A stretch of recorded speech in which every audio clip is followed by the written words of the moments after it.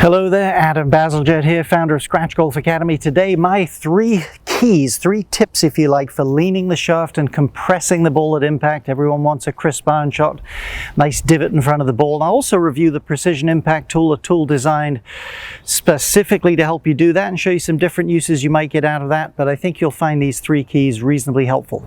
So my first two keys would be, that's Charles Howell on the left, by the way, Fred Couples on the right. Number one, shifting some weight. Watch the left side of his body, the target side. Look at that weight shift as he starts down. Let's do the same with Fred. You can see that table behind him there. There's that weight shift. And the other thing you would notice as you look at this, key number two is, and it's really due to the weight shift, as long as the wrists and arms are passive, there is an increase in angle. Do you see how that angle's gotten sharper and more acute? You'll see the same for Fred. He's maybe by that one guy's head there, and now it looks sharper. So bumping the weight, what most golfers do, they thrust the arms and club down too much, losing wrist angle, preventing the weight shift, if you like. So that's numbers 1 and 2. Let's work on it. So I'll show you a tremendous awareness drill, if you like, with a single alignment rod in just a moment. But let's have a look at that Precision Impact tool, show you what it does and how I would use it if I got one. So there's the Precision Impact that loops around these two fingers. These straps tighten around my forearm, and the joint here clicks when I bend my trail wrist, but it won't straighten back out. You just release that catch there and you can click it again. And as you'll see, there are a number of uses for this, and you will definitely get some quality feedback if you choose to get one. We'd love to get one in your hands. There's a discount link below. Let's get out and try it hitting some shots. Well, there's the clicks. Let me unlatch it. Now, how they're prescribing at Precision Impact to use this is you feel some clicks, or you hear some clicks in your backswing, and then of course nothing coming down helping you hold the angle. Could certainly have some value, maybe hitting a fairly short shot. Let's try one. This is a pitching wedge. Just chip one out there. This kind of holds the angle for you, which is good.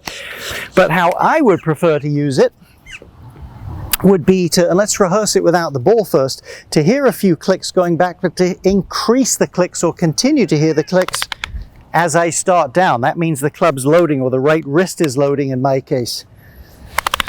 That sort of a feeling. Let me try a little shot like that. That's the idea. Now I can really feel some action, some increase in wrist cock. Listen, feedback is always a good thing. If you're learning a motor program, feedback is great. There's an old C.S. Lewis quote I like. It's not about golf for sure, but it says, never accept subjective feedback when concrete is available. So anything that gives you feedback is useful. And certainly, I mean, in the takeaway, some golfers need to set it more. This would be great for them to feel a lot of that. Plenty of people I work with need to set their wrist less at the beginning of the backswing, so they would delay the clicking. So in my years of working for David Leadbetter, a very creative guy, he was around teaching aids a lot. Some of them he was representing. He had all sorts of fun and creative uses for them that could really make a difference. So let's set up our alignment rod drill coming right up. That's Grant Waite on the left. I love his swing, so I use him a lot. Look at that movement. And here's the thing, the point I want to make before we look at the alignment rod drill. How far left these golfers, that's Jessica Corder on the right, how far left they get with their hips and their hands. I rarely see regular golfers in that sort of mode. That club isn't going to miss the ball unless you have some huge over the top. You can see his club's almost level with the ground, but hands and hips really get forward. If you can start to free up and get that sort of a look, you are well on your way to great ball striking. So simple drill using the one alignment rod. I've poked it in the ground. It's leaning diagonally towards probably my chest at this point. But from my standpoint, I can see very much where that is in relationship to the golf ball.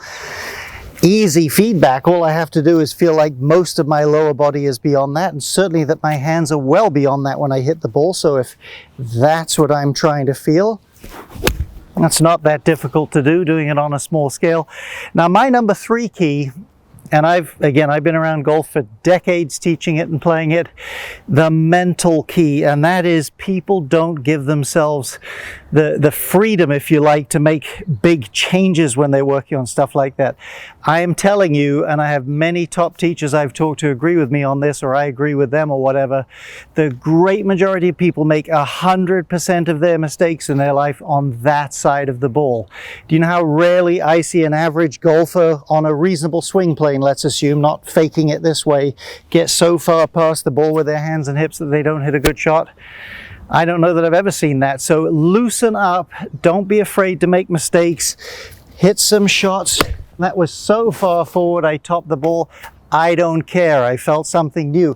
Just, even if you have to move your feet around, break this thing up and feel what it's like to get in front of the golf ball a bit, then dial it back. This thing would help you. So work on these principles, they're not that difficult.